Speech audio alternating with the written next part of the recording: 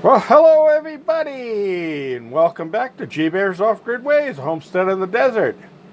And yeah, the winds are blowing again. And they're not really that heavy, but they are producing some electricity with the wind turbine, or the PMA, Permanent Magnet Alternator. And you can see that I'm up and down between amps and watts. And it's okay. That's all incoming electricity. That's fine. My batteries are at full charge, as you can see right there. 12.6 is a full charge on a 12 volt battery system. So I'm running the TV and all the other stuff inside with ceiling fans and all that stuff running. My batteries are still at full charge. So I'm in good shape for right now. So I just wanted to start this off with that. And we're going to move on outside. It started off as a calm day. It was pretty calm this morning, and I almost did say, well, I'm going to get out there and dig the trenches and get that base set in place for the greenhouse. But that's not a rush. And I said, well, you know what? I got been neglecting my garden. So I've got to get in there and do some work in the garden and get things caught up. So here we are, and we're going to move inside. Oh, you know what? Before we move inside, let's go over here to the compost bin. And all of this greenery that you see on top here, this is all what was pruned off of just the tomato plants. Okay. I've been neglecting pruning them, and this is all that had to be pruned off of them. So you can see there's quite a bit there. And it took me 3.5 hours to go through my tomato plants and properly prune them back. But let's go in there and I'll show you exactly what I'm talking about. Now, this was an accident. While I was reaching through to cut some dead leaves, I broke this branch off. And down under the ground there's 2.5 feet of tomato stem in a circle in a big hole I dug there. This is where the celery was growing before. And I stuck that in there because it still has a tomato on it. And then I gave it a good soaking, and hopefully those roots are going to start taking real quick, and I'll save that tomato, and that plant will come back and I'll get more tomatoes on it. Because this area was where my spinach and my celery was, and now that the heat of the summer's in, that stuff is not going to grow because it's just too hot for those little green leaves. So I just figured, well, why not put a tomato plant in here and see if it comes up. All right. Underneath this, there's a little tomato plant right there.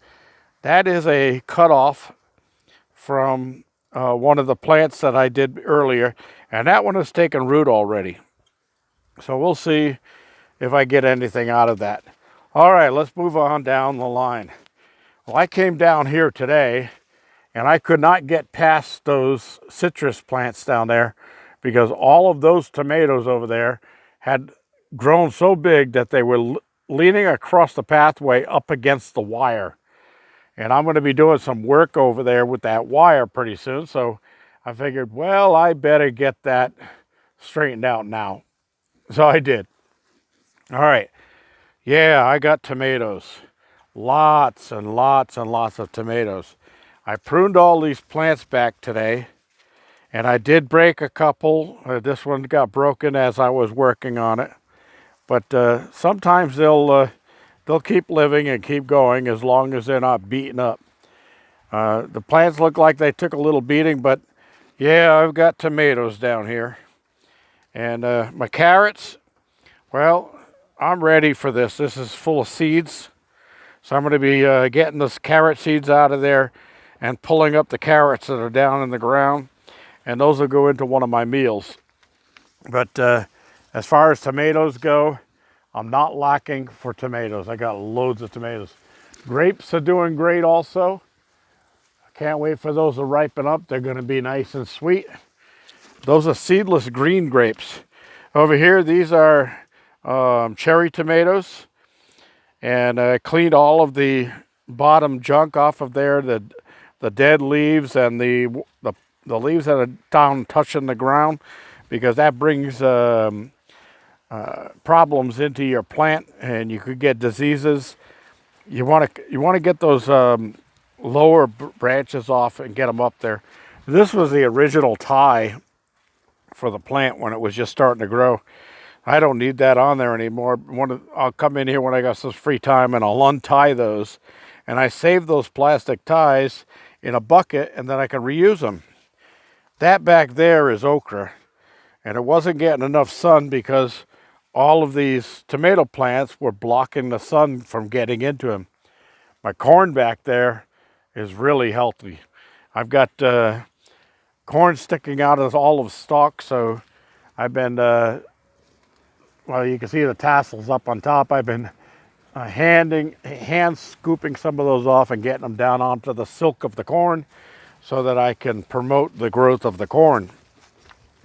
Peaches over here, they're still doing fine. And over here, I had to really go through these because, like I said, these big branches here that I just tied up, they were leaning right up against the wire here. I could not walk through here. So I had to get through here and clean all of the dead leaves out of the bottom. We're not growing leaves. We're trying to grow tomatoes, right? And see down here, this is a brand new branch coming up here. And it's already got flowers on it. So I'm going to let that one go for a little while. That was a sucker that should have been taken off a long time ago. And I've been missing a few, but now that I can see what's going on here, I can reach in and take these suckers and just pinch them off like that. Don't need them. All right. So that one's got growth on it. This one's got growth on it. Yeah, so as I see these little suckers right here and growing on there, I just pinch those off, get them out of there, because they just take away from the tomato plant that you're trying to grow. All right, so yep, lots of tomatoes in there. So I came around and I noticed that my broccoli is a little bit past due for getting cut. So as soon as I finish this video, I will be cutting off that head of broccoli, and I'm going to take that in for dinner tonight, because dinner tonight is going to be garlic seasoned pork chops with sauteed onions over the top of them and broccoli. Good stuff. Plum tree is doing well. I'm going to have to get that back into the ground because it's growing very quickly. That's tripled in size since I put it in that pot and kept watering it. Now these down here, these are Concord grapevines. I love my Concord grapes, and I've been buying these at Home Depot, and I know Home Depot has a pretty strict policy about returns, but on plants, they demand that you get your money back or get a replacement all the way up for a year. So I will be taking those out and bringing them back if I contact the company that I got that supplies these to Home Depot. I'm going to contact them first to save them some embarrassment with Home Depot and see if they will replace them free of charge, of course. If not, then I'll take them back to Home Depot, get my money back. And that's why I kept the Home Depot Concord table grape on here. So I've got there, and I got the bags down here, so I can return those. Hopefully, the company itself will honor the plants and just send me a couple of new plants out. Now, I'm not saying that the company is bad, because I've ordered other things from them. I've ordered stuff like strawberries and raspberries, I mean, and they've come through just fine.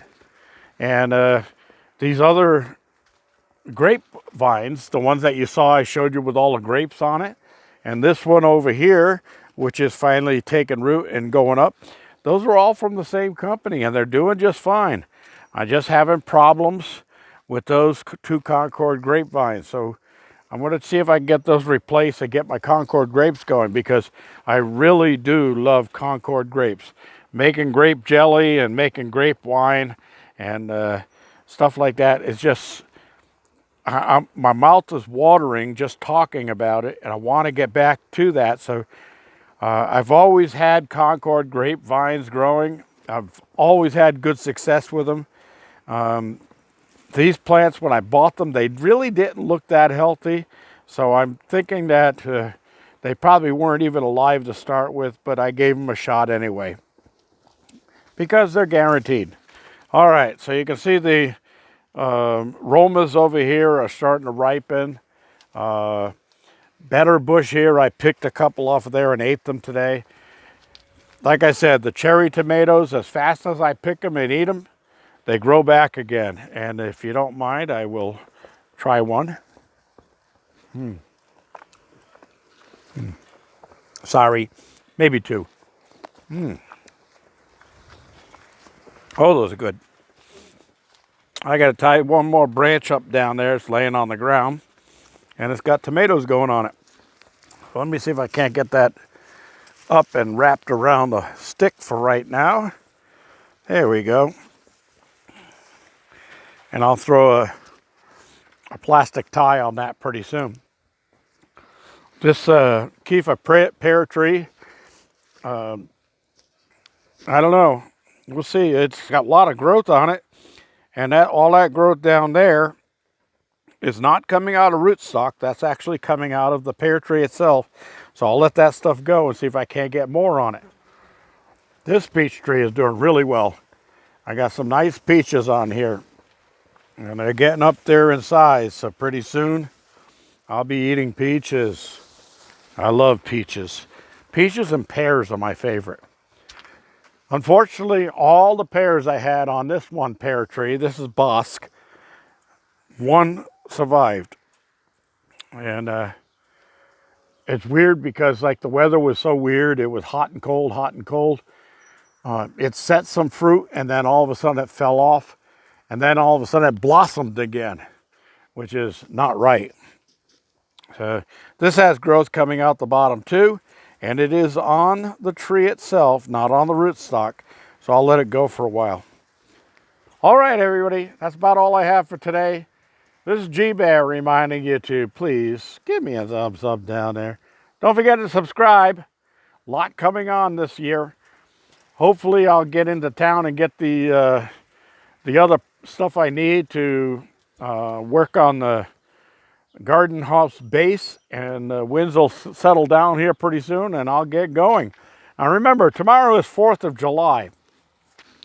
Usually out here on 4th of July,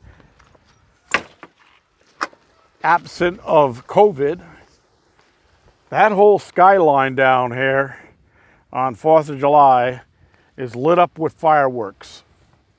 And it may happen this year, it may not. I think they're probably not going to be inviting crowds, but they may just do the fireworks anyway and let everybody social distance on their own distancing and do that anyway. All right, that's all I have for today. Winds are blowing. G-Bear signing off.